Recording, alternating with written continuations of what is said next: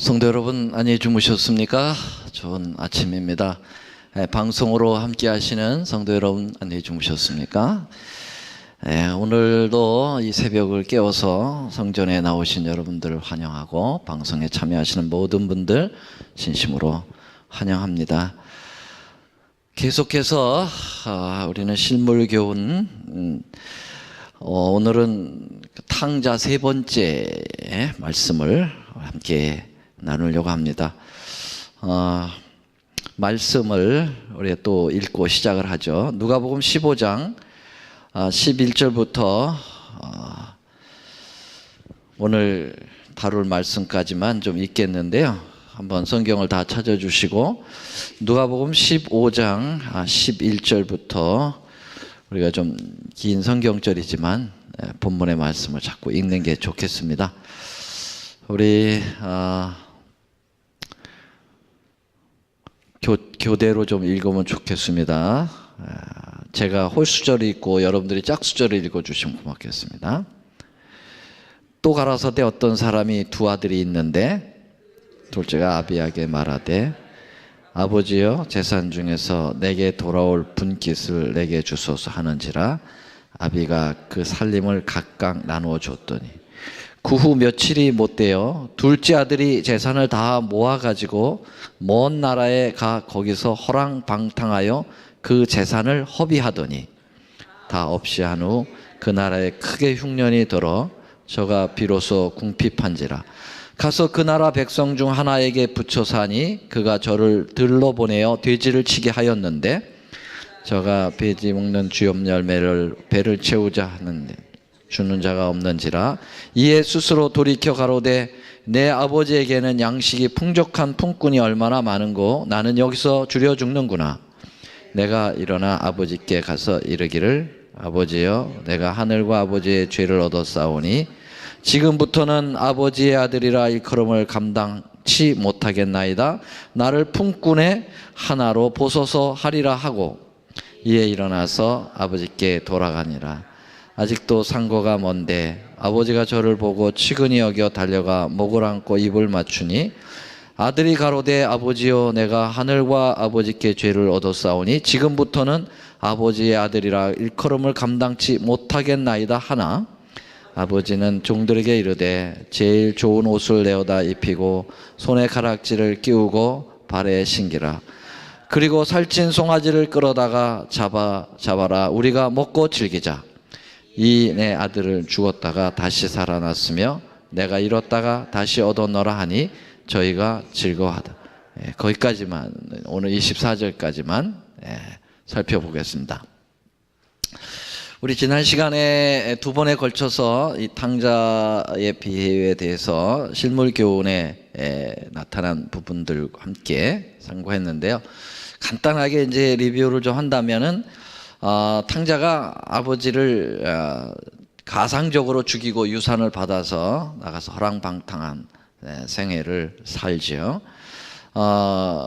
아버지는 이 아들을 나가는 순간부터 이제 기다렸다고 하는 사실을 우리는 알게 되는데요. 이렇게 타락이 이제 내리막길이고 그리고 이 탕자가 결국은 이제 다 모든 것을 다 탕진하고 너무나도 배가 고파서 돼지 치는 곳에서 주염 열매만 먹고 이제 인생의 파멸을 맛보게 되는데 그가 아버지께 돌아갈 수 있었던 것은 아버지의 그 품성, 품꾼에게도 풍족한 그 아버지의 품성 때문에 이제 돌아갔다라는 것이죠. 그런 사랑을 그가 경험하지 못했다면 돌아갈 수가 없었을 거예요. 그래서 여기 실물교훈 202쪽에 보면 탕자는 비록 가련한 처지에 있었으나 자기 아버지의 사랑을 확신하고 소망을 갖게 된다. 그를 집으로 이끌게 한 것은 아버지의 사랑이었다라고 분명하게 얘기하고 있습니다. 물론 배가 고파서 돌아갔다는 사람도 있지만 아버지의 사랑에 배가 고팠죠. 탕자가 집으로 돌아가면서 어떤 생각을 했습니까? 내가 이제 아버지께 돌아가서 이러이러한 얘기를 해야 되겠다라고 생각을 하고 연습까지 했다고 그랬어요. 첫째로는 자기의 죄를 고백하고 그 다음에 두 번째로는 내가 이제 이렇게 형편없는 사람이니까 아들로는 도저히 안 되니까 품꾼으로만 받아달라고 이런 이제 몇 가지를 생각을 하고 돌아가는데요. 이게 이제 회개의 절차라고 그랬어요. 그래서 회개의 제일 첫 번째 절차는 하나님의 사랑을 인식하는 것, 두 번째는 죄를 자복하는 것, 세 번째로는 자신을 비우고 겸손해지는 것이라고 얘기했습니다. 이 세 가지를 이 탕자가 다 이제 가지고 아버지께 돌아가는데, 아들이 동네 어귀에 들어섰을 때 아버지가 먼저 아들을 보았다고 그랬습니다. 아들이 아버지를 보기 전에 아버지가 아들을 먼저 발견했다. 이건 굉장한 거라고 그랬죠. 왜냐하면은 아들은 이제 집 나갔을 때 모습하고 전혀 다른 모습으로 돌아오기 때문에요. 완전히 상거지가 되어서 초췌한 모습으로, 머리도 안 깎았을 것이고 옷은 남루하고 떨어지고, 그래서 정말 사랑의 눈이 아니고서는 발견할 수 없는 그러한 다른 모습으로 돌아오고 있지만, 아버지는 그 사랑의 눈 때문에 아들을 먼저 발견을 했다는 것이죠. 이 아버지가 사랑의 눈으로 그 아들을 발견한 것도 있지만은, 중요한 것은 그 아버지가 대문 밖에 있었기 때문에 동구 밖에 오는 아들을 발견할 수 있었다는 거죠. 그러면 아버지는 그 대문 밖에 언제서부터 서 있었겠는가? 그런 늘 습관이 됐었다는 거죠. 그래서 틈만 나면 나와서 아들을 기다렸다고 하는 사실이에요. 자, 이럴 때 이제 아버지가 아들을 먼저 발견했을 뿐만 아니라 아들에게 먼저 달려가는 아버지의 모습을 보게 되는 거예요. 상거가 아직 먼데 아버지가 아들에게 달려갑니다. 이것은 우리 하나님께서 우리에게 달려오시는 그런 모습이라고 말씀드렸습니다. 아담이 범죄했을 때 먼저 하나님이 달려오셨죠. 아담아, 내가 어디 있느냐. 예수님께서 우리를 사랑하셔서 우주서부터 바로 이 지구로 달려 내려오셨다는 거죠. 그리고 목을 안고 입을 맞추는 강렬한 환영을 하게 되는 것이죠. 아버지가 그 냄새나는 아들 전혀 개의치 아니하고 목을 안고 입을 맞춘다는 것은, 이것은 최고의 그 사랑의 표현, 아들을 반긴다는 하는 표현이죠. 이때 아들이 연습한 말을 합니다. 아버지에게, 아버지여, 내가 하늘과 아버지께 죄를 얻었사오니 지금부터는, 해서 이제 죄를 고백하는 연습을 한 것을 그대로 했어요. 아버지는 그것을 허락했습니다. 왜냐하면 죄를 회개해야 되니까. 그 다음에 하는 말이, 그 다음에는 아버지 품꾼의 하나로 여겨 주십시오 라고 하는, 그 말은 하게 했다고 그랬어요? 못하게 했다고 그랬어요? 그 말은 절대로 못하도록 아버지가 그 다음 말을 바로 하게 되는 것이죠. 실무교회는 그 부분을 굉장히 강렬하게 표현했어요. 절대 아버지는 품꾼의 하나로 여겨달라고 하는 말을 하지 못하게 했다, 그런 표현을 하더라고요. 그 무슨 의미냐. 어떤 짓을 저질렀어도, 어떤 죄가 많아도 아버지께 돌아오기만 하면 아버지는 그 죄를 다 상관하지 않고 다시 아들로 인정해 준다는 것이죠. 우리의 죄가 정말 주홍 같을지라도 우리 주님께만 돌아오면 흰눈같이 하겠다고 하는 이사야 1장의 그 말씀을 여기서 보게 되는 것이죠. 자, 그래서 아버지는 그 아들의 그 연습한 말, 품꾼으로 하나 여겨달라고 하는 그 말을 하지 못하게 하면서 한 말이 뭘까요? 그게 누가복음 15장 22절입니다. 그게 제일 좋은 옷을 내어다가 입혀라 라는 말이죠. 제일 좋은 옷을 내어다가 입혀라 라는 말입니다. 아버지는 제일 먼저 한 일이 뭐냐면 환영하고 그리고 옷을 입혀주는 것이었습니다.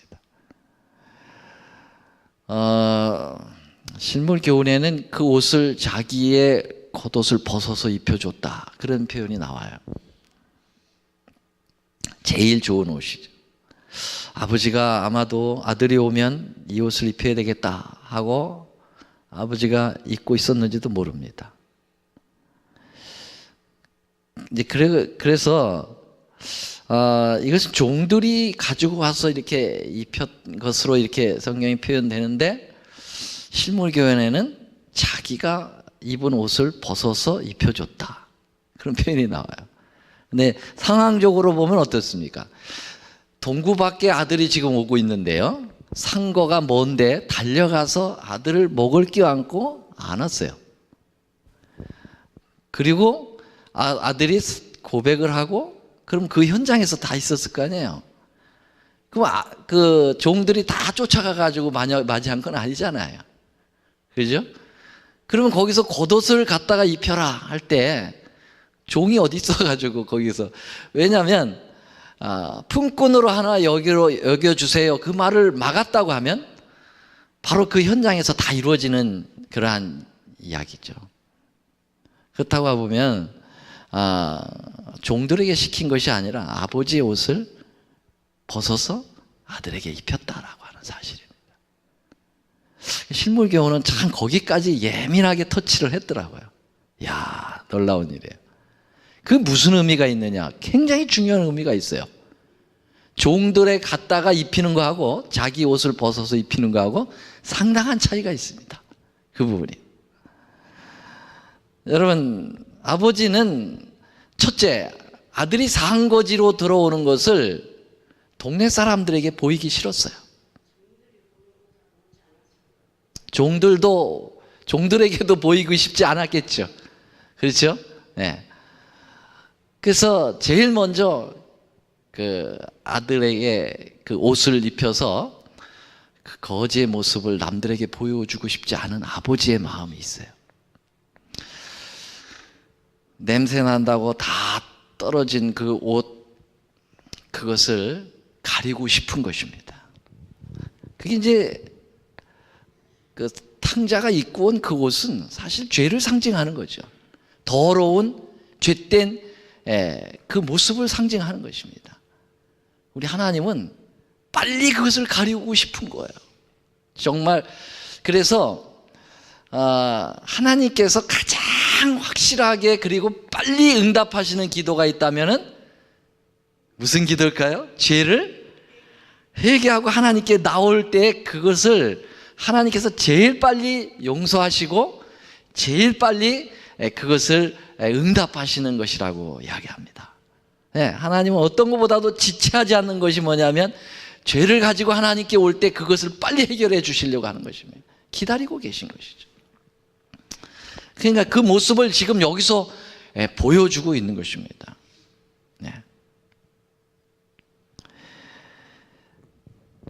이 옷을 입혀줄 때 아버지는 조건을 달지 않았어요. 너 앞으로 나가지 않기로 하자. 또 아니면 너 그 옷 벗어라. 이 옷 입혀줄게. 아들에게 어떤 조건을 달지 아니하고 그냥 입혀준 것입니다. 이 옷 보통 옷 아니다 이거. 이거 할 때 돈 굉장히 많이 들었는데 이 옷. 옛날에 지금하고는 옛날하고 다르죠. 옷 한 벌이 굉장히 중요한 것이었어요. 그래서 예수님께서 겉옷을 달라면 속옷까지 주라라고 하는 표현은 이거 굉장한 거예요. 오늘날처럼 뭐 메리아스 한 장 주지 뭐 이거 그거는 상당히 틀립니다. 그때도 상황으로 돌아가서 생각을 해야 돼요. 아버지는 전혀 조건을 달지 않았어요. 무조건적으로 옷을 입혀준 것입니다. 그러면 완전히 은혜요, 선물입니다. 그래서 이것을 가리켜서 우리는 신학적으로 칭의라고 얘기하는 것입니다. 칭의를 우리나라 말로 표현하면 입혀주시는 의라. Imputed righteousness. 입혀주시는 의. 여러분들이 아시다시피 우리를 구원하시는 하나님의 원리가 믿음으로 말미암는 의인데, 믿음으로 말미암는 의를 굳이 3단계로 나눈다면 칭의, 성화, 영화입니다. 그래서 성소에서도 성막들에서 칭의가 이루어지고, 성소에서 첫째 칸에서 성화가 이루어지고, 셋째 칸이 둘째 칸에서 지성소에서 글로리피케이션, 영광화가 이루어집니다. 그러면 제일 먼저 이루어지는 게 칭의거든요. 의롭다고 칭해 주는 거예요. 전혀 의롭지도 않은데 그저 하나님의 공로로 의롭다고 인정해 주는 것이죠. 그 단계가 지금 아버지에게서 이루어지고 있어요. 죄를 고백하고 성소로 들어오고 있는, 성소가 아버지죠. 성소로 들어오고 있는 아들에게 제일 먼저 한 게 뭐냐면 imputed righteousness. 너 의롭다. 너 내 아들이야. 넌 내 아들에 대할 자격도 없지만 그러나 내가 너를 아무 조건 없이 내 아들이라고 인정한다. 이게, 그래서 여러분, 이 탕자의 비유는 완벽한 믿음으로 말미암는 위에 퍼펙트한 원리가 거기에 담겨져 있다는 것이죠. 제일 먼저 아버지가 하신 것이 옷을 입혀주는 거예요. 여러분, 아담과 하와가 이 탕자가 됐죠. 그때 아버지께서 와가지고 제일 먼저 한 게 뭐예요? 달려와서, 상고가 아직 먼데 달려와가지고 가죽옷 입혀주는 거잖아요. 똑같아요. 부끄러워서 어쩔 줄 모르는 그 아들, 가죽옷을 입혀서 더 이상 부끄럽지 않게 해주는 것이죠. 이게부터 시작이 돼야 되는 것입니다. 그래서 우리의 신앙도 하나님 앞에 무조건 나와야 돼요. 나오고 하나님으로부터 무조건 용서를 받았다는 확신이 들어야 돼요. 하나님은 그런 하나님이시라는 것. 내가 어떤 죄를 져도 하나님께만 나오면 입혀주신다는 사실을 확신해야 됩니다. 그래야 자주 나올 수 있어요. 죄를 짓고도. 이 옷은 스가랴 3장에서 대제사장 여호수아에게 입혀주신 옷입니다. 스가랴 3장을 한번 좀 찾아보시죠. 스가랴 3장 2절부터 보면은, 여호와께서 사단에게 이르시되 사단아, 여호와가 너를 책망하노라. 예루살렘을 택한 여호와가 너를 책망하노라. 이는 불에서 꺼낸 그슬린 나무가 아니냐 하실 때, 여호수아가 더러운 옷을 입고 천사 앞에 섰는지라. 여호와께서 자기 앞에 선자들에게 명하사 그 더러운 옷을 벗기라 하시고, 또 여호수아에게 이르시되 내가 네 죄가를 제하여 버렸으니 내게 아름다운 옷을 입히리라 하기로. 내가 말하되 정한관을 그 머리에 씌우소서 하며 그 정한관을 그 머리에 씌우며 옷을 입히고 여호와의 사자는 곁에 섰더라. 사단이 옆에서 계속 참수합니다. 이 더러운 자, 이건 내쳐야 될 자인데, 그러나 하나님은 사단을 꾸짖으시고 오히려 여호수아에게 옷을 입혀주는 것입니다. imputed righteousness. 이 옷은 탕자가 된 아담과 하와에게 가죽옷을 입혀준 것이고, 더러운 제사장의 직분을 가셔서도 더러웠다고 생각되는 이 여호수아에게 입혀주셨던 옷이고, 이것은 예수님께서 비유 가운데 왕의 그 아들이 결혼할 때 사람들이 다 거절하고 안 올 때, 불쌍한 산울가나 길가에서 정말 형편없는, 아무도 거들떠보지 않는 그 사람들이 와서 왕의 잔치에 참여하려고 할 때, 왕이 차마 그들을 그 고귀한 왕자의 잔치에 리셉션장에 들여보낼 수가 없어요. 그래서 왕이 친히 마련해서 옷을 다 예복을 입혀서 들여보낼 그 옷하고 똑같은 것입니다. 그 옷은 실물교훈에 보면은 인간의 의가 한 오락이라도 거기에 섞이지 않았다. 이것은 하나님께서 직접 짠 예복이다. 그렇게 그것을 해석을 하고 있어요. 그러므로 무조건적으로 전혀 어떤 값을 요구하지 아니하고 하나님의 전적인 은혜로 인간의 한 오락의 행위도 들어가지 않은 하나님의 전적인 의의 옷을 입혀주시는 그런 모습으로 표현되고 있는 것이죠. 자, 그 다음에 이제 이 말은 내 아들이다라고 하는 것을 인정을 한 것인데요. 그 다음에 그 아버지가 한 그 다음에 행동이 뭐였을까요? 뭘 하라고 그랬습니까? 네?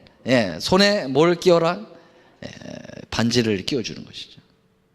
여러분, 보통 손에 가락지를 끼면은 이것은 하나의 장식품이 아니에요. 돌아온 아들에게 무슨 장식품으로 끼워주겠어요? 흔히 우리 미국에 오면은 여기다가 이렇게 반지를 끼는데, 그럼 뭘 의미합니까? 결혼했다고 하는 증표죠. 나는 짝이 있다는 거예요. 난 짝이 있으니까 넌 보지 마라. 그래서 끼워주는 거죠. 아버지가 반지를 끼워주는 건 외적으로도 네가 내 아들이다 라고 하는 걸 누구도 무시하지 못하도록 반지를 껴서 다시 확인을 시켜주는 거죠. 네. 하나님께서 우리에게 이 사람들은 다 내 백성이라, 이 사람은 내 백성이야, 마귀 너 건들지 마 하고 인정을 하겠다는 거 아닙니까? 우리 하나님께만 돌아오기만 하면. 하나님은 어떻게든지 우리가 죄를 회개하고 하나님께 돌아올 때는 어떻게든지 당신의 백성이라고 하는 사실을 인지시키려고 얼마나 노력을 많이 하시는지를 우리에게 보여주고 있어요. 그 다음에 손에 가락지를 끼워준 다음에 그 다음에 뭐 하라고 그랬어요? 발에 뭘 신기라고요? 신을 신기라고 그랬습니다. 여러분, 발에 신을 신긴다고 하는 것은 또 언약적인 표현이 있어요. 물론 거지가 돼가지고 맨발로 돌아왔을지도 모르죠. 그래서 생활의 편리를 위해서 신을 신겨줄 수도 있겠습니다만은, 그러나 이 성경적으로 보면은 신은 또 하나의 언약의 또 증표가 되죠. 여러분, 룻기서를 보셨나요? 룻기서에 보면은 룻이 보아스하고 이제 결혼을 하게 되는데, 보아스가 기업 물을 자로서 이제 룻을 합법적으로 자기 아내로 만들기 위하여 해야 될 일이 있었는데, 룻 그 가정에, 나오미 가정에 가장 가까운 근친이 보아스 말고 그 앞선 한 사람이 있었어요. 그래서 그 사람에게 먼저 고난을 줘야 돼요. 그 사람에게 먼저 고난을 주고 그 사람이 기밥해버리면 그 다음 차례가 이제 보아스니까 합법적으로 이제 그때 돌아오는 거죠. 그래서 이제 고의를 하기 위하여 보아스가 장로들을 모아놓고 이제 증인들을 모아놓고 또 근족을 데려다가 이제 가까운 근족을 데려다가 이 룻을 네가 또 맡겠느냐. 처음에는 맡겠다 그랬었지만은 나중에 생각해 보니까 너무 골치 아파요. 이방에서 온 여자이기도 하고, 뭐 가정에 뭐 별로 하나도 없고 내가 다 이쪽을 거느려야 되는데 거기다가 홀 시어머니까지 이제 나오미까지 있고 그런데 골치 아파요. 그러니까 나는 못하겠노라. 그랬더니 이제 보아스가 그러면 이제 내가 이제 그 일을 챙기겠다라고 했을 때 이 사람이 나는 못하겠노라 하고서는 뭘 갖다 벗어줍니까? 신발을 벗어주는 거죠. 여기 룻기서 4장 6절에 보면 그 기업 물을 자가 가로되 나는 내 기업에 손해가 있을까 하여 나를 위하여 무르지 못하노니 나의 물을 권리를 내가 취하라. 나는 무르지 못하겠노라. 4장 7절 옛적에 이스라엘 중에 모든 것을 무르거나 교환하는 일을 확정하기 위하여 사람이 그 신을 벗어 그 이웃에게 주더니 이것이 이스라엘에 증명하는 전례가 된지라. 이에 그 기업 물을 자가 보아스에게 이르되 내가 너를 위하여 사라 하고 그 신을 벗는지라.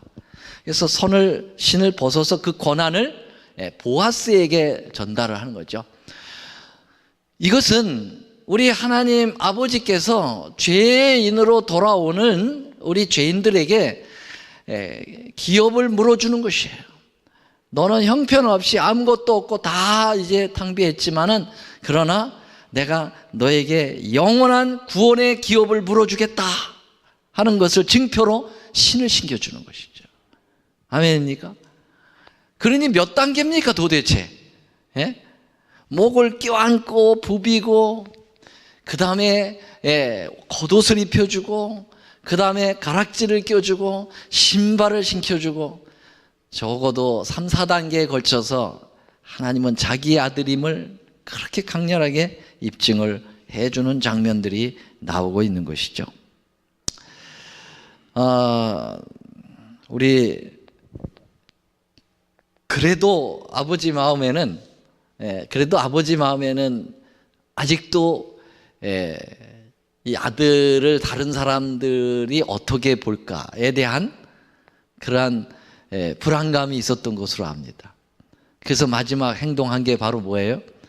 살찐 송아지를 잡아가지고 동네 사람 다 초청해서 이 아들이 내 아들이라고 하는 사실을 다시 한번 확증을 시켜주죠. 내가 이 아들을 그냥 마지못해 받고 있다라고 생각하지 못하도록 이 아들은 내가 얼마나 소중한 아들인지 이 아버지의 마음을 만방에 알리기 위해서 아버지는 온 동네 사람을 초청하여 송아지 잡아가지고, 그것도 그냥 송아지가 아니라 무슨 송아지? 살찐 송아지 잡아가지고 잔치를 베풀어요. 여러분, 살찐 송아지는 뭡니까? 살찐 송아지는 또 성서적으로 어떤 의미가 있습니까? 여러분, 하나님께 제물로 드려지는 것 중에 아주 중요한 게 양과 소예요. 소를 많은 부분에 있어서 제물로 드리는 거죠. 그렇다고 하면은 어떻게 보면은 잔치의 그러한 도구로 사용되었기도 했지만, 이게 하나의 일종의 하나님께 이 아버지는 제사를 드리는 거죠. 이 소의 그 송아지의 그 피를 내서 희생을 통해서 이 아들을 인정하는 것이죠. 여러분, 송아지가 죽을 때 피 흘림 없이 죽을 수 있습니까? 살찐 송아지를 잡아라 할 때 잡아라는 말은 뭐예요? 죽이라 이 말이죠. 그럼 어떻게 죽여요? 칼로 쳐 죽여야죠. 피를 내야죠. 잔인하게 죽어갔을 겁니다. 그러한 희생을 통해서 아들이 죄인에서 아버지의 아들로 재인정되는 것입니다. 여러분, 우리가 마귀의 자녀로 유괴당했었죠. 그러나 우리 하나님께서는 유괴로 잡혀간, 그래서 이 마귀라는 놈이 우리를 유괴를 해가지고 뭐라 그래요? 하나님 앞에 얘를 살려면은 사망으로 치러야 돼. 그랬어요. 값을 치러야 돼. 그때 하나님 아버지는 내가 치른다. 그리고 당신이 직접 내려와서 피 흘려 그 값을 치르고 우리를 이제는 마귀의 자식이 아니라 하나님의 아들로 재인정하시는 것입니다. 아멘입니까? 정말 놀라운 일이에요. 우리가 아무리 부족해도 우리 하나님은 우리에 대해서 가장 완벽하십니다. 우리는 하나님 앞에 늘 불안하지만 하나님은 우리를 향하여 가장 완벽하게, 그것도 특별히 당신의 아들로 친자녀로 인정하는 데 있어서 빈틈이 없이 완벽하신 그러한 모습을 이 탕자의 비유에서 보여주고 계시다고 하는 것입니다. 그러므로 아버지 품으로 우리는 돌아가기만 하면 됩니다. 아멘? 다른 거 생각하지 말고 아버지 방향으로 몸만 틀으면 돼요. 아버지가 달려오도록. 오늘은 여기까지 말씀을 드리고, 이제 남은 부분이 또 하나 있죠. 탕자 중에 탕자. 진짜 탕자. 다음 시간에는 집안에 있는 탕자, 집 나간 탕자 아닌, 이게 더 심각해요. 어떻게 보면은 예수님이 이 두 가지 다 이제 중요하게 하지만은 이 집안에 있는 탕자 얘기 많이 하고 싶으셨을 거예요. 그래서 다음 시간에는 우리 집안의 탕자 우리가 좀 생각을 해보도록 하겠습니다. 그래서 계속 여러분 말씀을, 제가 지난번에 숙제를 드렸는데 개인적으로 한번 다 이렇게 묵상들 해보셨어요? 그래서 오늘 실물교훈과 또 저의 이렇게 제가 묵상한 부분하고 이렇게 비교를 좀 해보셨어요? 어떤 부분들은 같을 거고 또 여러분들은 제가 캐치하지 못한 또 실물교훈에서 캐치하지 못한 여러분들의 어떤 또 묵상이 있으리라고 생각합니다. 시간 있으면 좀 나와서 한 번씩 본인이 깨달은 것을 쉐어했으면 좋겠는데 그렇게 하지 못함을 참 안타깝게 생각하고, 그래서 탕자의 이제 집안에 있는 탕자 그것도 한번 묵상해 보시기를 바랍니다. 말씀 마치겠습니다. 사랑의 우리 주님, 주님의 은혜를 진심으로 감사합니다. 주홍 같은 죄를 지을지라도 아버지께 돌아오기만 하면 흰눈같이 아무것도 없었던 것처럼 여겨주고 그렇게 인정해 주신다고 해주시니 감사합니다. 때로 우리는 죄를 지을 때 망설이가 많고 이렇게 어떻게 하나님께 나아가나 그런 갈등이 많았었는데 이렇게 이 귀한 비유를 배우고 보니 주님께 돌아가지 못할 이유가 하나도 없음을 우리는 압니다. 오늘 배워서 감사합니다. 우리 하나님 그렇게 사랑의 하나님인 것 너무 감사합니다. 이런 하나님을 우리 아버지로 모시고 있다는 것 얼마나 큰 특권인지 모르겠습니다. 아버지여, 우리 하나님의 사랑이 우리의 삶을 지배해 주시옵소서. 우리의 모든 가치관과 선택에 아버지의 사랑이 다 관여되어서 우리가 항상 주님 품 안에 있게 하여 주옵소서. 우리 구주 예수님의 이름으로 감사하며 기도 올립니다. 아멘.